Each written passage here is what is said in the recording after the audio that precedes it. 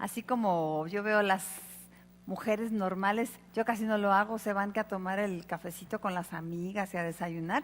Pues para mí el martes es mi día, ¿no? De estar entre amigas. Aquí vámonos, aquí a desayunar juntas esta palabra hermosa que el Señor tiene. Así que vamos a meditar.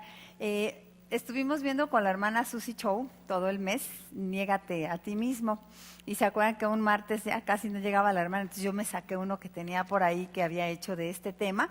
Y dije, pues vamos a continuar con Niégate a ti mismo, así vamos con el tema que estábamos viendo con la hermana Susie Chow. Así que hoy voy a compartir alguna parte de este pasaje donde Jesús le dijo a sus discípulos: si alguno quiere venir en pos de mí, niéguese a sí mismo, tome su cruz cada día y sígame. Es lo que vamos a meditar en esta mañana y les invito a que cerremos nuestros ojos para pedir al Señor que nos hable. Gracias, Padre, porque nos has traído. Gracias, Señor, porque en tu infinito amor tienes hoy planeada una bendición para nosotras y te agradecemos por ello, Señor, por amarnos tanto, por cuidarnos tanto, y te pedimos que este regalo de tu palabra llegue a nuestros corazones, alimentándonos y ayudándonos a crecer y a conocerte mejor, Señor. Te lo suplicamos por Cristo Jesús. Amén. Muy bien, este tema le titulé Todo por ti. Todo por ti, porque eso nos sugiere esto de niégate a ti mismo, ¿no? Darle todo al Señor, todo por ti. Y es como de las frases más comunes de los enamorados, ¿no? Oh, yo daría todo por ti. Que le dice el galán o el esposo a la esposa: oh, mi amor, por ti bajaría el cielo y las estrellas, subiría montañas, cruzaría mares. Y le dice la esposa: mi amor, no es necesario tanto. De verdad, solamente que me ayudes a sacar la basura es suficiente. Ay, no, mi vida, sabes que traigo prisa. Bye, ay, te dejo, bye. Pues no, que muy, no, que estamos, ese daría por ti todo, es así a veces como que, quién sabe, ¿no? A según. Y así decimos nosotros a Dios, ¿no? Uy, Señor, yo daría todo por ti. Pero realmente sabemos de lo que estamos hablando cuando decimos daría todo por ti. Dar todo por el Señor se trata de ser un verdadero discípulo, porque eso dijo Jesús, ¿verdad? Si uno quiere ser mi discípulo, entonces tiene que hacer estas cosas. Y ser un verdadero discípulo de Jesús es entregarle verdaderamente todo para ser realmente su discípulo. Porque no nos vaya a pasar como a este individuo que una vez estaba platicando con un renombrado profesor. Y entonces, pues se sentía muy, muy presumido porque estaba platicando con ese profesor tan famosísimo y renombrado en su universidad. Y entonces estaba platicando este universitario y le comentó: ay, fíjese que yo tengo un compañero que se llama fulanito y fulanito, que me dijo que estuvo en su clase, que usted fue su maestro, que fue su alumno. Y entonces él se pone a pensar el nombre, dice: ya recuerdo. Uy, sí, mire, él habrá asistido a mi clase, pero mi alumno no fue, mi discípulo no fue. Pues algún antecedente habrá dejado por ahí mal ese muchacho, ¿no? Y me hace pensar que qué miedo que algún día nosotras andemos ahí de presumidas. No, yo soy discípula del Señor, y que el Señor diga: pues, ir a Horeb, tal vez a las mujeres Horeb, se dirá cristiana, pero mi discípula, no. Que no pase, ¿verdad? Porque para ser una verdadera discípula del Señor, el Señor nos dice cómo es, no nosotros decimos, ¿verdad? No yo explico cómo es ser un discípulo. El Señor es el que me ha dicho, y entonces tenemos que ceñirnos a lo que Él una vez dijo en Marcos 8:34, ahí lo tenemos y nos lo sabemos de memoria, ¿verdad? A ver, vamos a leerlo todas juntas. Marcos 8:34 dice: y llamando a la gente y a sus discípulos, les dijo: si alguno quiere venir en pos de mí, niéguese a sí mismo y tome su cruz y sígame. Está muy fácil hacer un sermón de este tema porque son 3 puntos, ¿verdad? Niéguese a sí mismo, tome su cruz y sígame. Y vamos a ver los 3 puntos. Tal vez no los terminamos de ver el día de hoy, tal vez vamos a continuar el próximo martes. Pero antes de meternos de lleno al versículo solito y a los 3 puntos, vamos a ver el contexto en el que Jesús les dijo esto a los discípulos. Porque es parte de un discurso completo. No es nada más esta palabra, sino es un discurso completo que Jesús les dio a sus discípulos y se nos narra de esta manera. Ahí estamos en Marcos. Si ustedes quieren tener su Biblia abierta, está bien. Creo que, ¿sí están en la pantalla los versículos? No están. Entonces vamos a necesitar, sí, no está. Vamos a necesitar nuestra Biblia allí abiertita en Marcos capítulo 8 y vamos a ver el versículo 31 primero, porque vamos a ir viendo entonces cuándo fue que Jesús le dijo esto a sus discípulos, qué estaba pasando por allí. Yo también voy a agarrar mi Biblia. Marcos 8, 31. Marcos 8, 31. Ahora sí traigo la buena porque este es del Paz. Esta solita la abre uno y ya le dice así los sermones. Sí. Ok. Miren, si nos vamos a todo el contexto, el versículo 1 todavía de Marcos 8, ¿ven ustedes qué titulito tiene ahí? Alimentación de los 4,000. Y hacía unos capítulos, alimentación de los 5,000. No, pues ¿quién no iba a seguir a un maestro así, no? Imagínense en estos tiempos, no sé, un político o una persona que quiere conseguir gente que le siga y que se pone a invitarlos a comer a todos gratis. Vamos a decir, ¿cuál es su restaurante favorito, hermana? P.F. Chang's, ¿no? Ok, que nos invita a comer a todas al P.F. Chang's y luego mañana nos dice, ¿saben qué? Vénganse mañana al Olive Garden, todas gratis. Siguiente día nos lleva a la Casa Madero, siguiente día al Italianis, siguiente día nos lleva al Sushi Ito, nos lleva al restaurante del Lago, al Belinis. Bueno, comer y comer y comer gratis. ¿Usted lo seguiría, hermana? ¿Sí lo seguiría? Pues cómo no, ¿verdad? ¿Qué dice? Dice el cita que no porque me voy a poner muy gordita.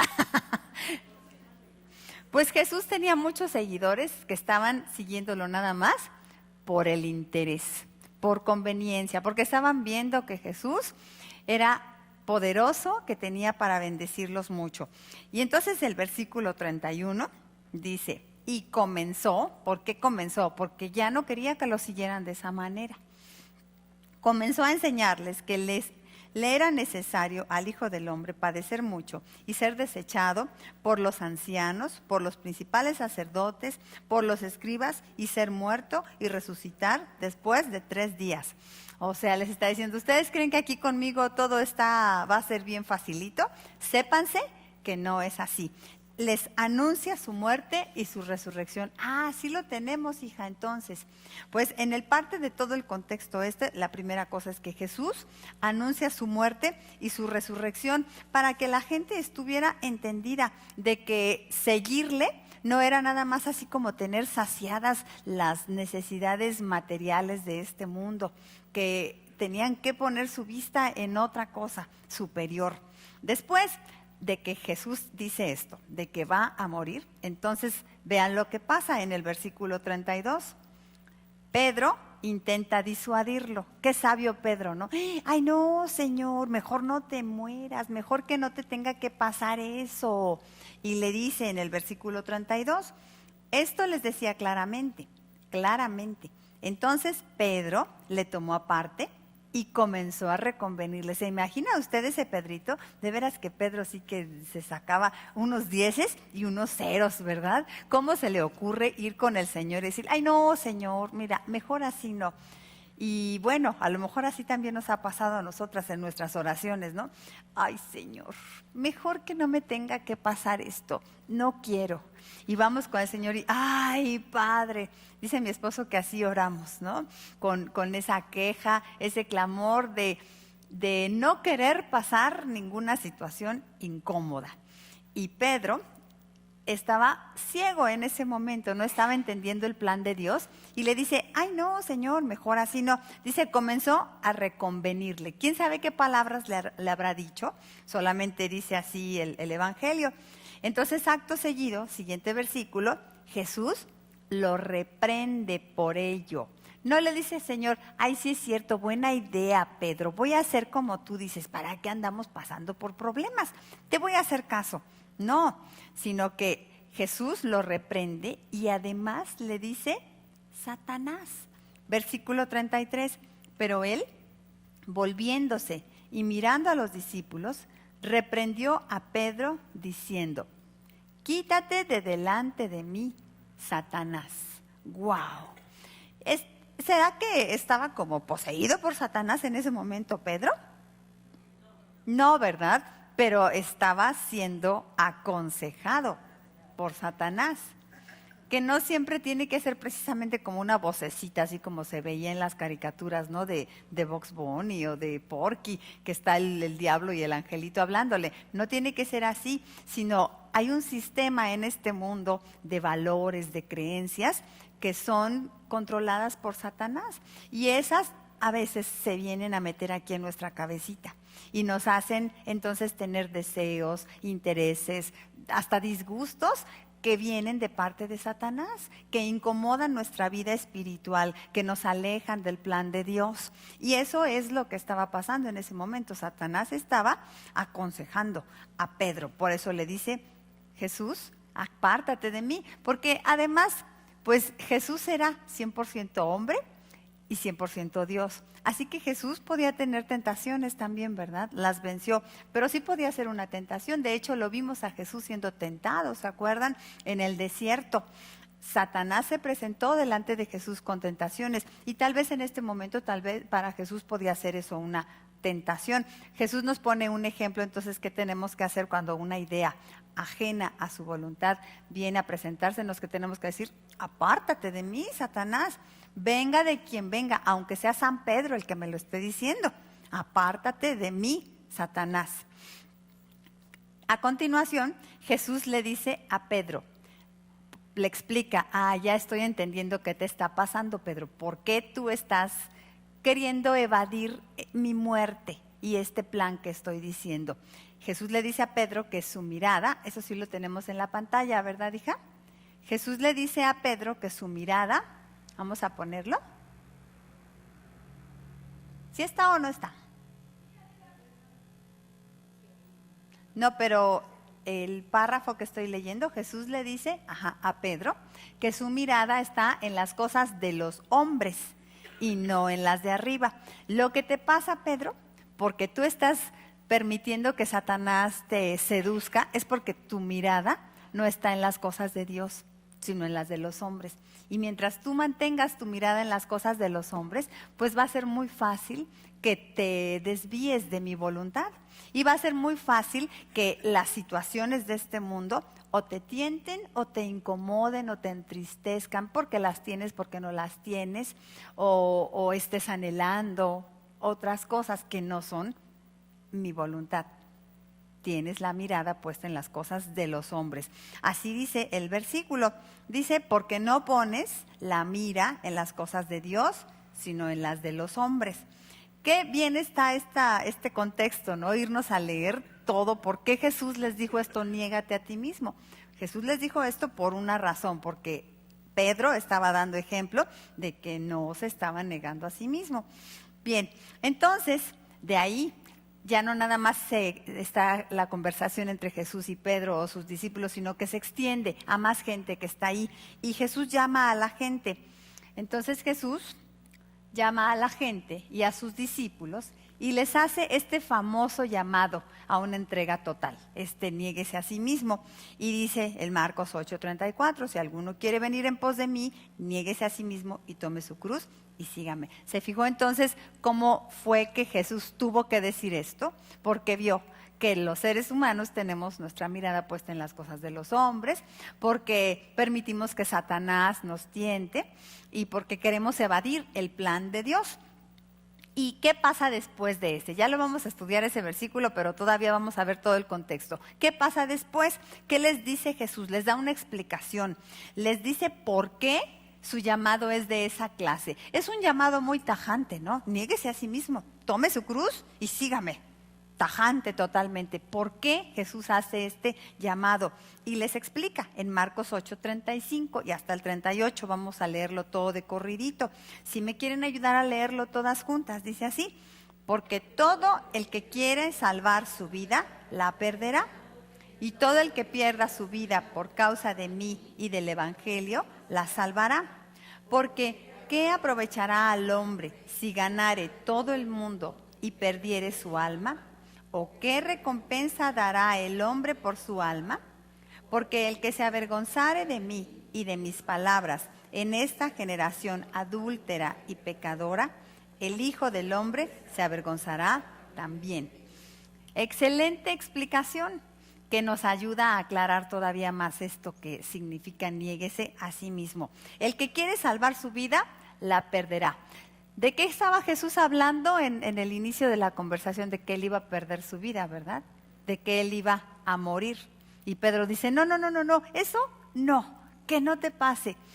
Y es que es el afán de todo ser humano, ¿no? No solo con la vida física, que no la perdamos, ¿no? Sino no queremos perder nuestra seguridad, nuestra comodidad, cualquier cosa que se trate de nuestro bienestar. Y dice el Señor, todo el que quiere afanarse tanto y buscar entregar todo por esos bienes, perderá la vida. Todo el que quiera salvar su vida la perderá. Porque es que estamos hablando como de dos clases de vida entonces, ¿no? Estamos hablando de la vida espiritual y de la vida material. El que quiere salvar su vida material, no nada más la física, sino todo lo que tiene que ver con esta vida, va a perder tal vez su vida espiritual.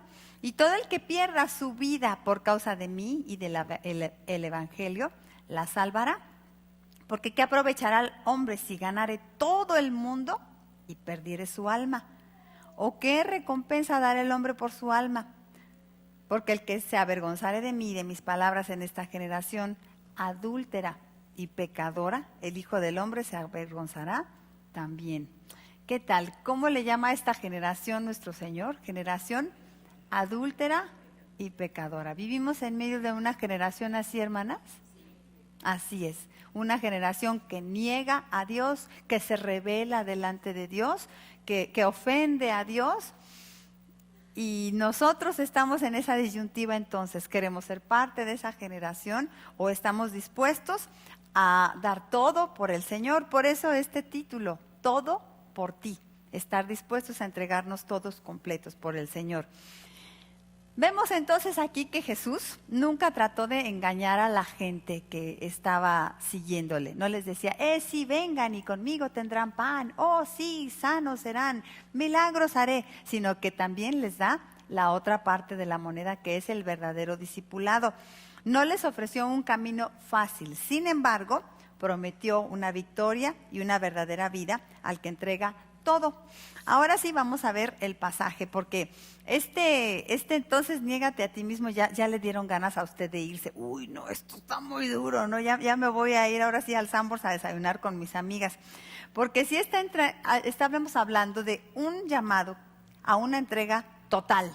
Sí, es cierto, es un llamado que implica sacrificio de nuestra parte, entregar todo al Señor. Nada más que recordemos, es un trabajo, una entrega a alguien que se entregó totalmente. Porque Él fue el que primero dio todo por nosotros. Él fue el que primero se sacrificó, se entregó, se negó a sí mismo, tomó su cruz. Y entonces Él es el que nos está diciendo, Él sí tiene cara, ¿no? Con qué decirnos, síganme. Pero además, y aquí va la parte feliz del asunto, es un llamado que pide todo, pero que también ofrece todo. Porque el Señor, en ese entregarnos a Él, vamos a ver que lo que nos va a dar de regreso, esta es la parte feliz, va a ser mucho más que eso que nosotros estamos negando. Vamos a ver entonces el sacrificio, pero vamos a ver el beneficio en cada uno de los 3 puntos. Y ahora sí, vamos al primer punto, que es niéguese a sí mismo. Es, número 1, dar todo por Jesús me concede vamos a hablar de lo que me concede una identidad superior. Por eso dice el Señor, niéguese a sí mismo. Está hablando así como de que yo, pobrecito de mí, me tengo que sacrificar mi ego. Está hablando más bien de negarme a un mí mismo que no me sirve de nada. Es un mí mismo que solamente me ha traído problemas, es un mí mismo que me mantiene en condenación, en rebeldía. Es negarse al yo, al ego, y este ego no nos trae nada bueno, sino que al contrario nos trae separación con Dios. Negarse a sí mismo suena a tener que hacer como un acto de sacrificio. ¡Ay! Libertad Lamarque, ¿no? En el que tendremos que renunciar a una vida en plenitud. Sí, porque soy cristiana, ahora he dejado tantas cosas que antes me hacían tan feliz, como compartía una vez una hermana en una iglesia donde estuvimos pastoreando mi esposo y yo, daba su testimonio de conversión y decía, no, es que yo antes de ser cristiana, pues era muy fiestera. No, era muy bailadora, siempre andaba yo en todos los bailes. Bueno, era la alegría de cada baile yo, el ingrediente que no podía faltar. Y era buenísima para bailar. Bueno, empezaba yo a bailar y todos me aplaudían, me hacían rueda. Y bueno, yo no faltaba a los bailes. Pero pues ya me convertí a Cristo y ya dejé todo eso. Así. Algunas personas piensan que negarse a sí mismo es así, ¿no? Como tener que dejar la vida feliz para venir a meterse en un,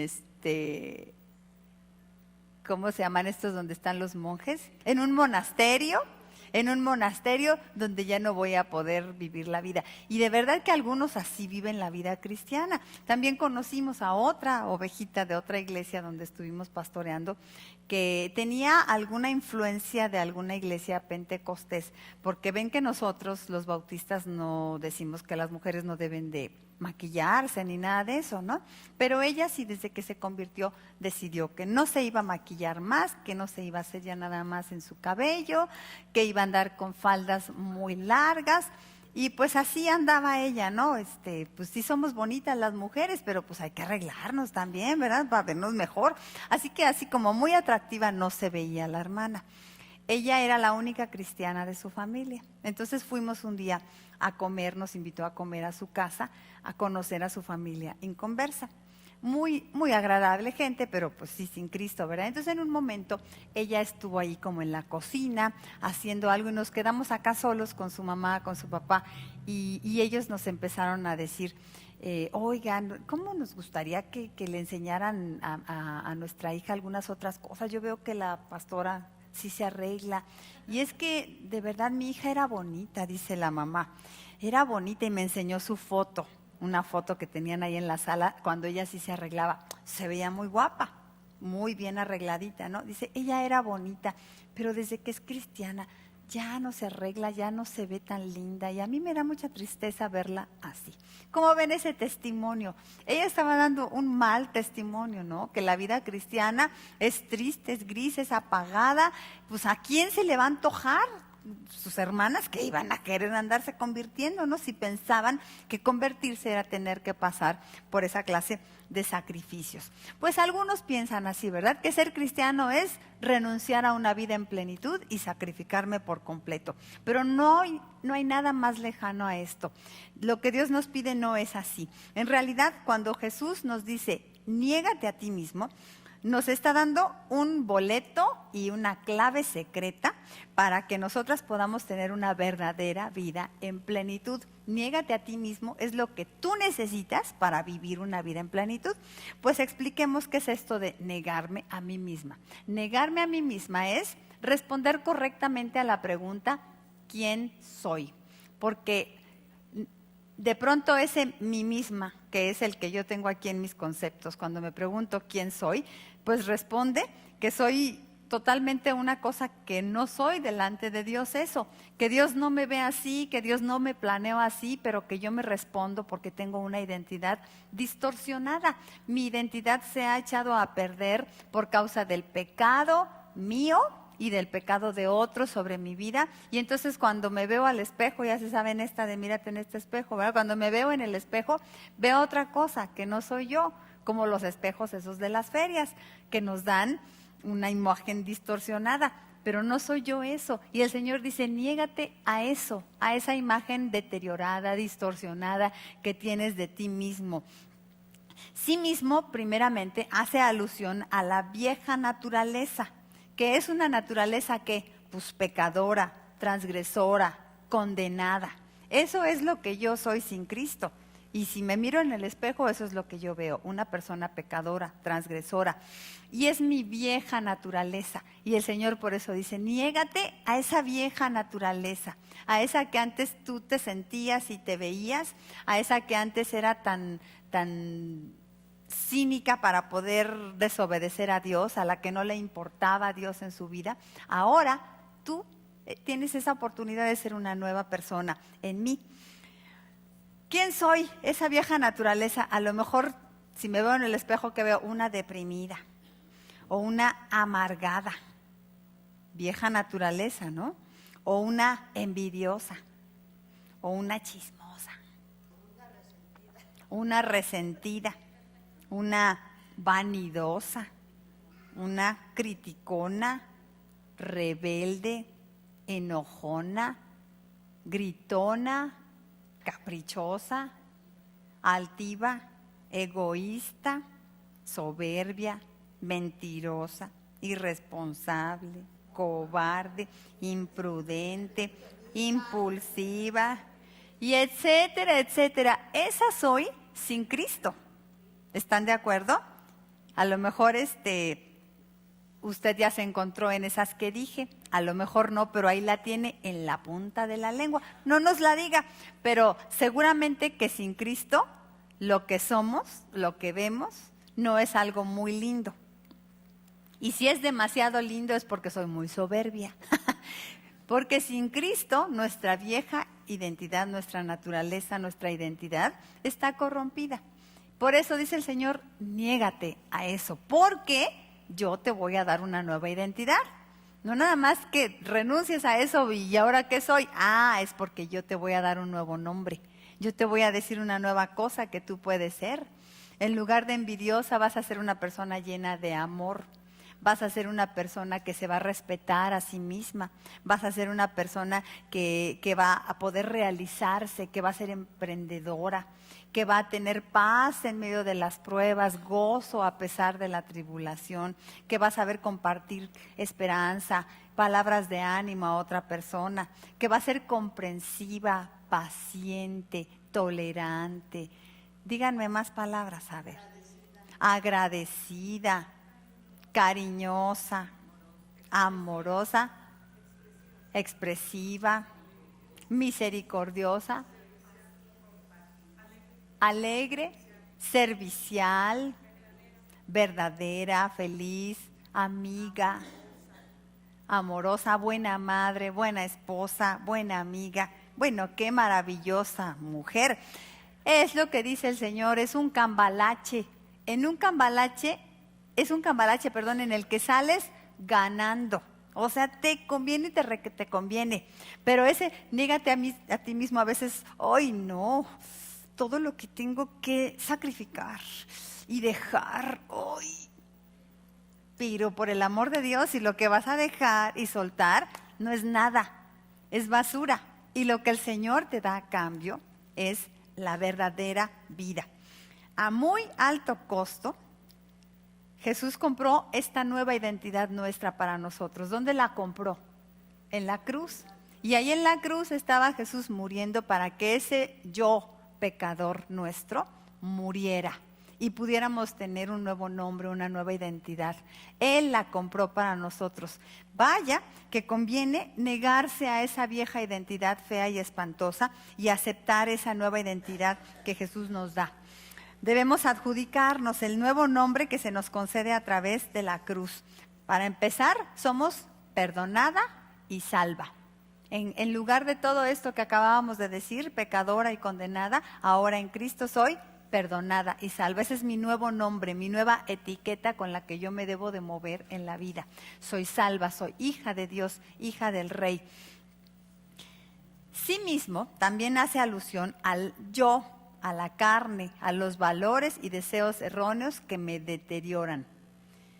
Fíjese que la vieja naturaleza es el viejo nombre que tenemos, pero también es una inclinación que tenemos, un deseo equivocado. Por eso es que cometemos errores, porque ahí está en nosotros y todavía nos lleva a cometer cosas que no debemos. Ya el Señor me dio un nuevo nombre, pero yo todavía tengo esa vieja naturaleza, esa tendencia a pecar. Y dice el Señor, niégate a esa tendencia. Dile no a ese deseo, a esa tentación, a esa equivocación que estás siguiendo y regrésate en el camino, dale la espalda. Una persona que reconoce sus errores, pero que no encuentra la fuerza para cambiar, es una persona que todavía no se ha identificado con esta nueva identidad que dice el Señor. Si ya sé cuáles son mis errores, pero hoy no los puedo dejar. Y entonces dice el Señor, niégate a ti mismo. Vaya que conviene negarse a esa tendencia, ¿no?, autodestructiva, que hacia dónde nos lleva, pues solamente a hacernos más daño, a estar más en el fondo del abismo. Y puede ser que siendo cristianas todavía estemos obedeciendo a esa vieja naturaleza y todavía estemos metiéndonos en problemas y destruyendo cosas a nuestra vida y autodestruyéndonos. Conviene, entonces, es un buen cambalache negarme a esa tendencia pecadora, porque también a muy alto costo Jesús compró esa libertad nuestra del pecado. Dice el Señor que ya no somos esclavas del pecado, ya no tenemos por qué estar sirviendo a esa vieja naturaleza. Ahora tenemos un nuevo amo, nuestro Señor, y somos libres del pecado. Niégate a esa naturaleza. Él ha roto nuestras cadenas y nos ha dado la oportunidad de vivir libres del pecado. Debemos adjudicarnos entonces esta otra parte de nuestro nombre. Dice que somos perdonadas y salvas, pero también dice el Señor que somos santas. Y en la cruz Él compró esa identidad nuestra. Negarse a ti mismo es negarte a la antigua naturaleza y ponerte este nuevo nombre. Soy santa, apartada por Dios. Y cuando tú te sabes santa, entonces tienes más oportunidad de vivir en santidad. Yo les he contado esta ilustración que cuenta mi esposo. Dice él que si un día que estuvimos ahí haciendo talacha en la casa y pues no sé, está todo sucio él, y luego le pido, mi amor, ¿puedes sacar el carbón de la carne que asamos, que está ahí en el asador, por favor? Y dice, ay, con todo gusto, ¿no? Porque anda sudado, lleno de tierra, porque estuvo ahí moviendo cosas en el jardín, anda de short con su camisa más vieja, su camiseta más vieja, pues fácil, ¿no? Se mete ahí en el carbón, se ensucia un poquito más, ¿qué tiene, no? Pero ¿qué tal que un domingo? Es temprano, tiene tiempo, pero él ya anda con su traje, su camisa blanca, listo para irse a predicar. Y le digo, ay, mi amor, antes de irte a la iglesia, ya que tenemos tiempo, ¿no me ayudas a sacar el carbón del asador? Mi vida, ¿cómo se te ocurre? Ando muy limpio ahorita, ¿cómo me voy a echar mugre, no? Esto se aplica perfectamente a nuestra vida espiritual. Cuando tú te pones bien esta nueva identidad, soy santa, perdonada, salva por el Señor, es más difícil que tú te dejes llevar por la tentación, porque tienes muy bien identificado quién eres. Soy santa. Pero cuando tú no te has adjudicado bien esta nueva identidad, no te has negado a tu vieja naturaleza, entonces no te sientes tan santa y más fácilmente puedes cometer pecados.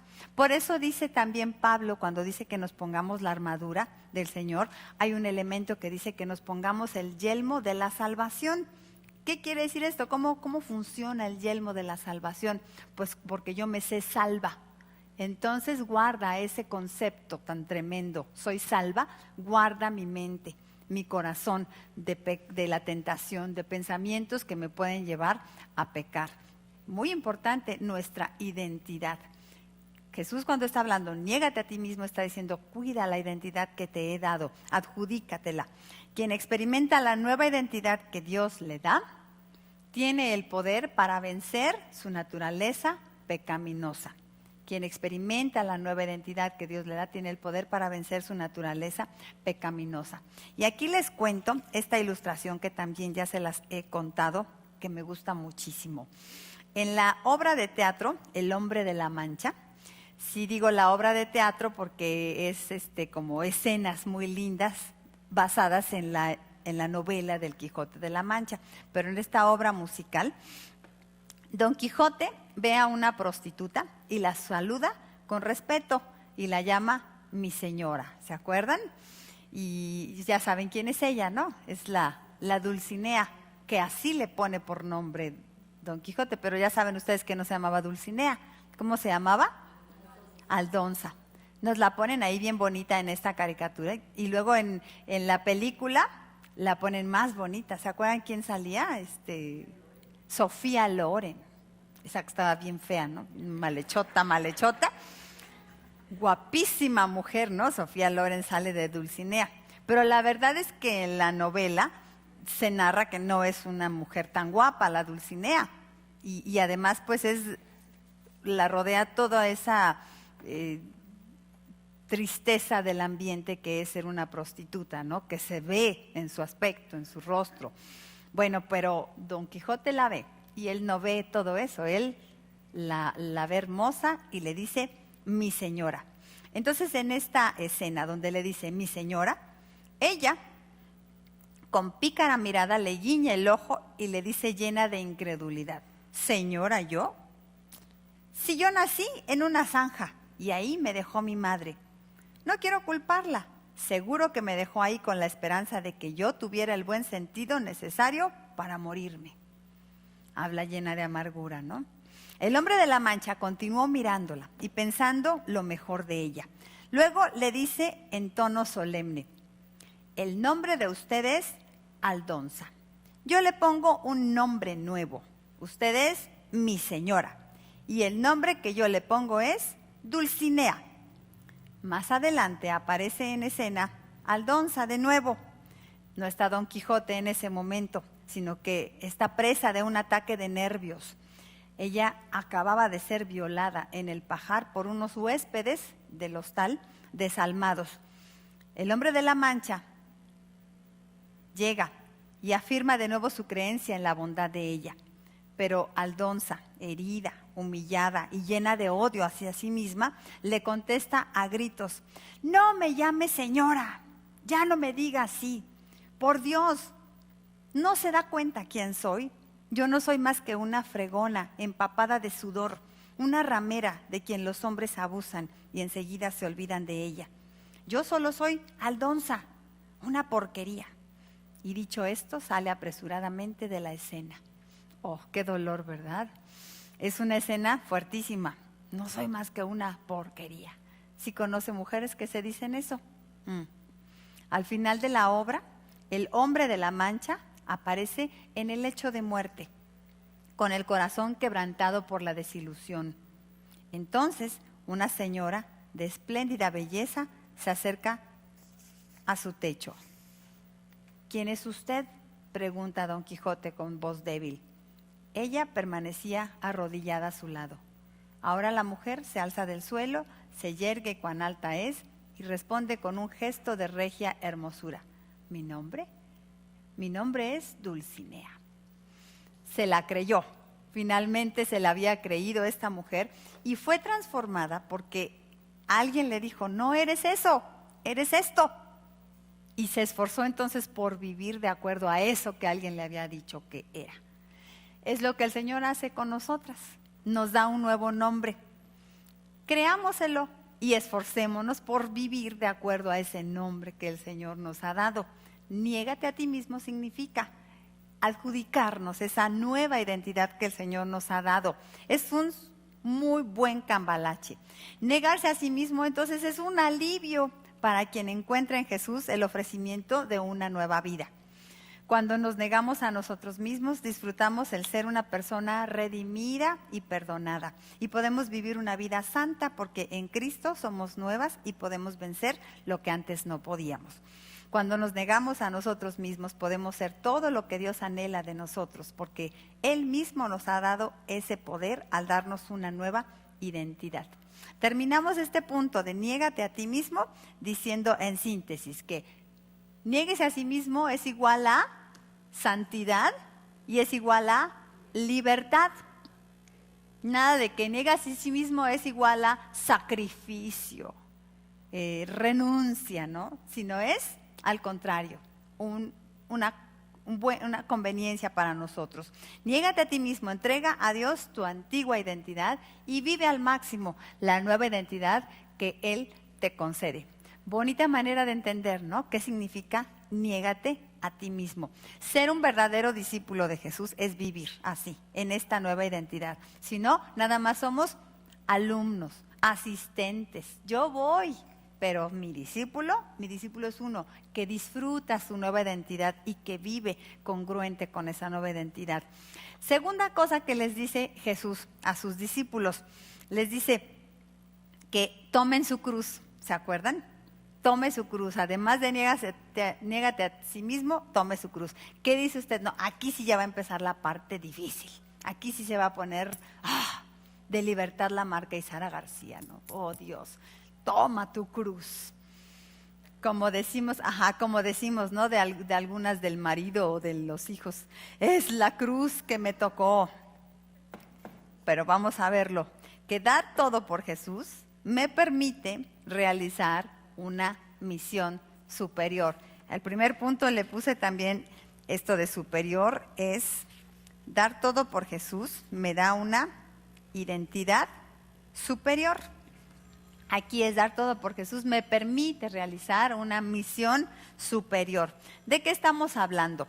Jesús tenía una misión en esta vida, ¿sí?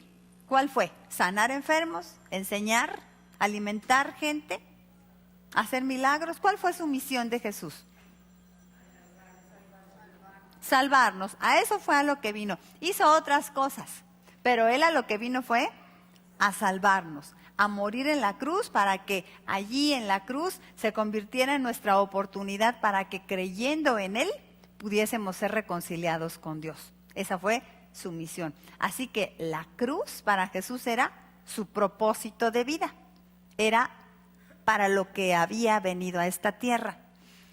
Eso es nuestra cruz también. Nuestra cruz es nuestra misión para la que fuimos llamados a esta vida, para que nos creó Dios, para que cumpliéramos un propósito suyo. Jesús nunca pidió nada que Él mismo no estuviera dispuesto a entregar, por eso tiene todo el derecho a llamarnos a asumir una cruz, porque Él la llevó antes que nosotros. Cuando está hablando de tome su cruz, está diciendo porque yo la voy a tomar también. Ahí a sus discípulos todavía se los está anunciando, pero para nosotros ya es tiempo pasado. A nosotros ya nos lo demostró y nos dice, si quieren seguir mi camino, mis huellas, vean que mis huellas pasan por la muerte, por la cruz, por la entrega. Nada más que también después dice que pasan por la victoria, ¿verdad?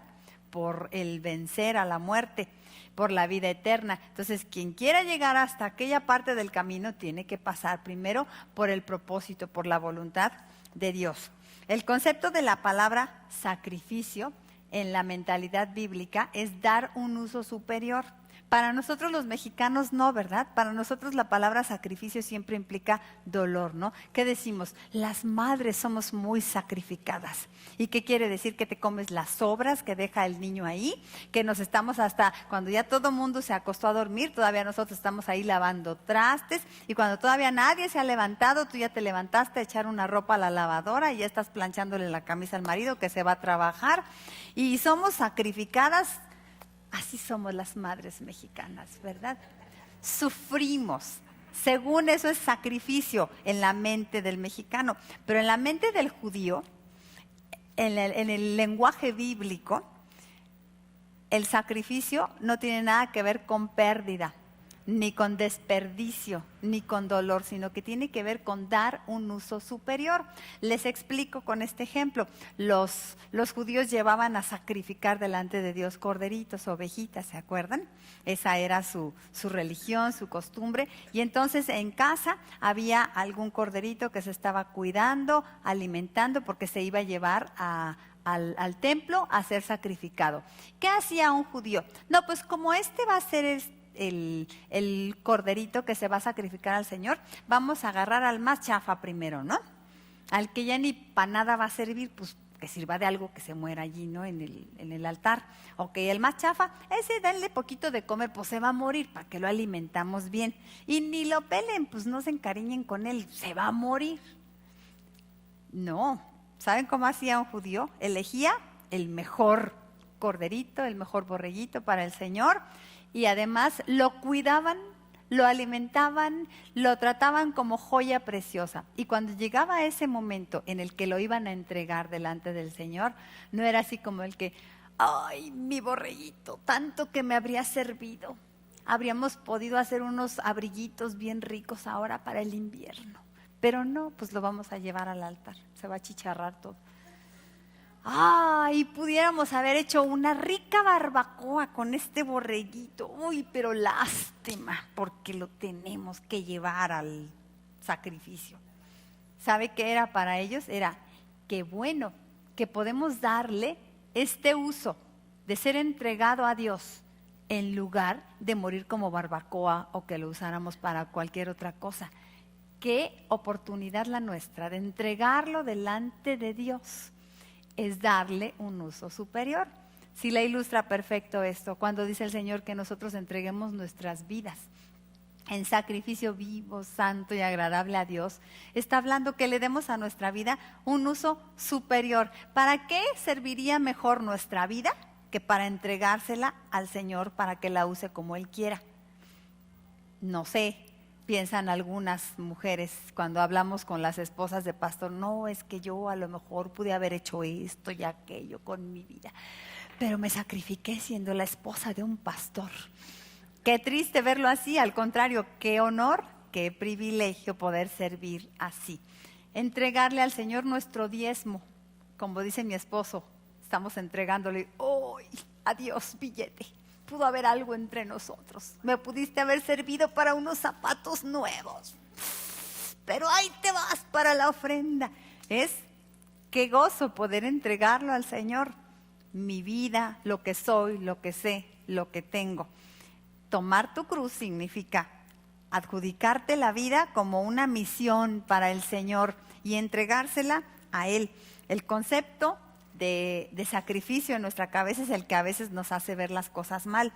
Pongámonos en la cabeza este concepto bíblico de lo que significa sacrificio. Por eso dice Romanos 12:2, el que decía ahorita, hermanos, os ruego por las misericordias de Dios que presentéis vuestros cuerpos en sacrificio. O sea, entréguenlo al Señor, que es lo mejor que pueden hacer con su vida, como un sacrificio santo, agradable al Señor, que es vuestro culto racional.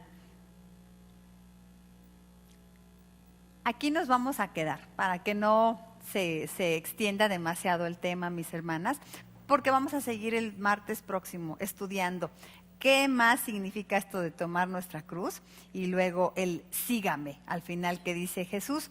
Pero con esta idea nos quedemos este día. Creo que ya les dije suficientes cosas para que meditemos y más que poner en práctica, que nos gocemos de vivir esa realidad de nuestra vida. Tengo una nueva identidad en el Señor, a disfrutarla, a ser congruente con esa identidad y a entregar mi vida como un sacrificio, darle un uso superior a mi vida en esa ofrenda que le entrego al Señor de todo lo que sé, tengo y soy. ¿Les parece? Amén. Pues vamos a orar para dar gracias a Dios por esta palabra.